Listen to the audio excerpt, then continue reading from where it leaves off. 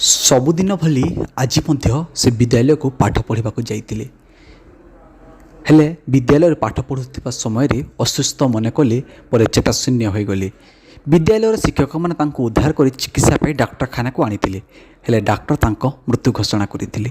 ଏଭଳି ଏକ ଦୁଃଖଦାୟକ ଘଟଣା ଦେଖିବାକୁ ମିଳିଛି ବଙ୍ଗୋମୁଣ୍ଡା ଥାନା ଅନ୍ତର୍ଗତ ଖୁଜେନବାହାଲ ଗାଁରେ।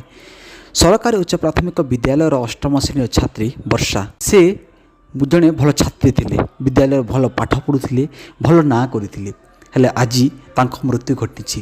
ତାଙ୍କ ମୃତ୍ୟୁ ପରେ ଏବେ ଶୋକାକୁଳ ପରିବେଶ ଦେଖିବାକୁ ମିଳିଛି। ଜଣେ ଛାତ୍ରୀ ବିଦ୍ୟାଳୟକୁ ପାଠ ପଢ଼ି ଆସିବା ସମୟରେ ହଠାତ୍ ମୃତ୍ୟୁବରଣ କରିବା ଘଟଣା ଅଞ୍ଚଳରେ ଶୋକର ଛାୟା ଖେଳିଯାଇଛି। ଏନେଇ କ'ଣ କହୁଛନ୍ତି ବିଦ୍ୟାଳୟର ପ୍ରଧାନ ଶିକ୍ଷକ, ଆସନ୍ତୁ ଶୁଣିବା।